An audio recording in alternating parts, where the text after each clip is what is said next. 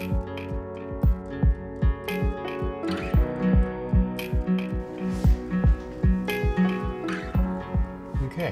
here we are in day 2 of our portrait. So we're going to continue the underpainting, rounding out the form, deepening the values and the darks, lightening the lights, and refining some of the form and drawing.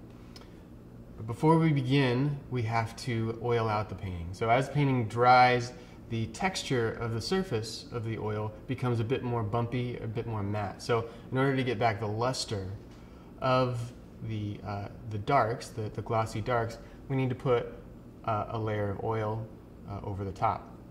There are many different ways to do this, and there are different concerns.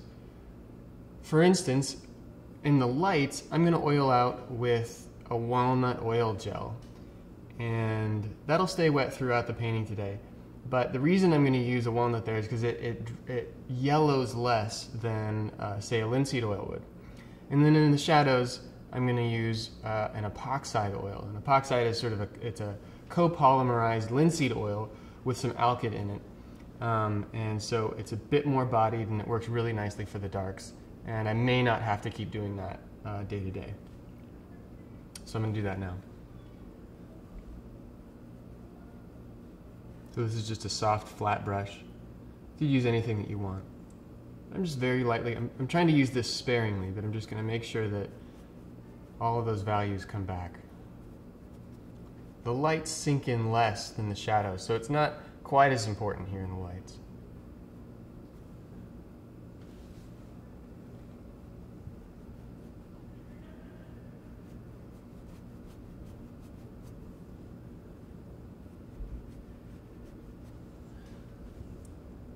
Okay, so then I'm going to go in now with that epoxide oil.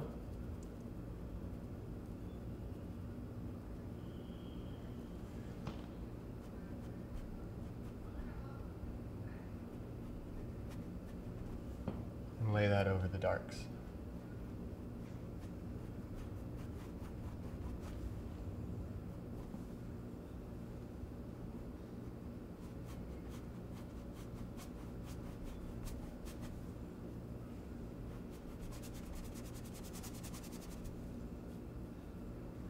It's important to do this before beginning your next layer because I want to be able to properly judge the value choices that I was making yesterday.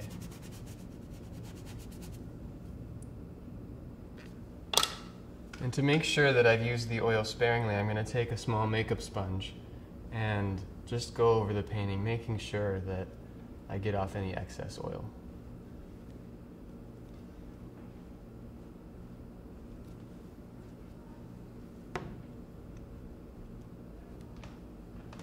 Now, of course, you want to make sure that your painting is dry enough to do this between layers.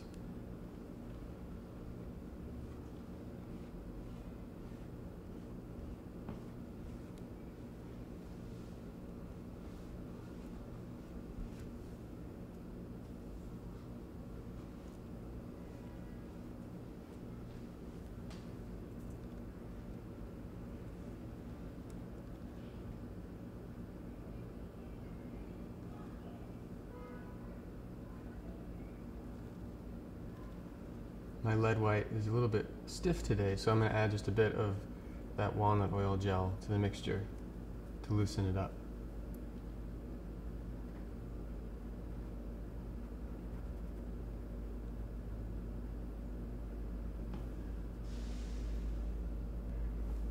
Much like the first day, I'm still not concerned with going for the exact hue or chroma in the lights. I still want to anticipate something of what's going to happen in the final layer as I glaze over the top.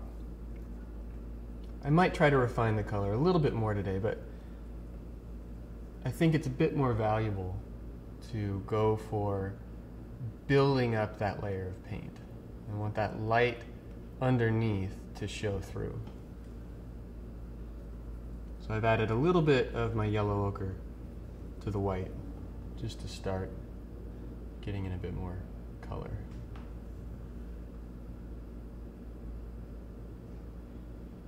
So again, this is my plane of highest form light. It's most perpendicular to the light, and the highlight is situated just to the right of that.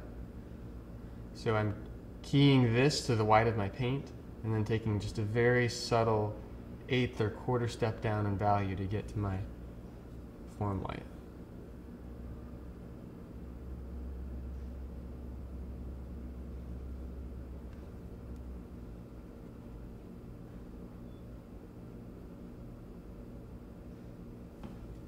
Imagining the planes turning away from the light source underneath the highlight, and then by the time we get over here, the highlight begins to drop off.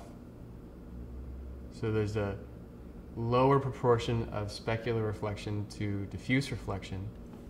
The form light is starting to show itself again. But the form light over here is a few value steps darker than it was over here.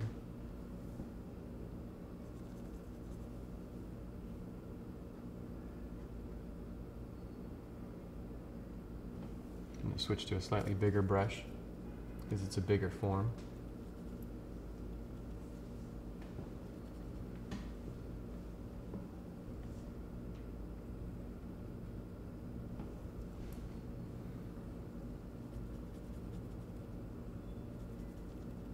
Now I'm going to start adding some darker values as we begin the descent into the shadow.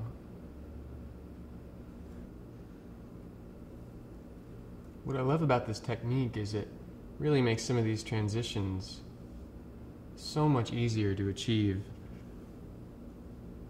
than if it was all wet into wet.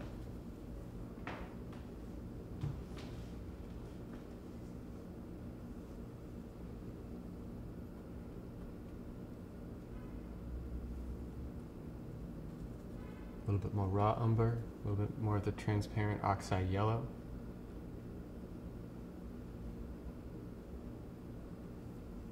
So I'm trying to stay in the yellow family on the forehead.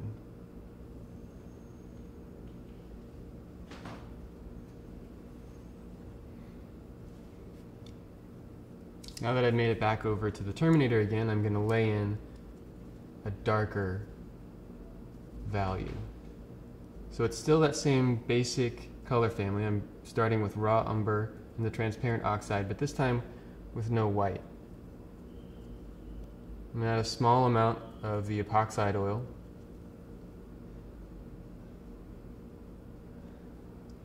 Put that in.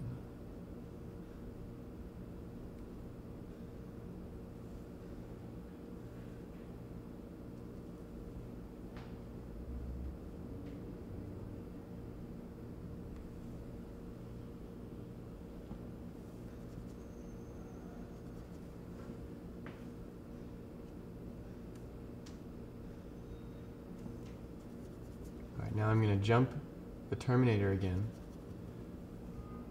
and start darkening down these planes a bit more with the new shadow value. So these planes are quite neutral and quite dark relative to the highest form light.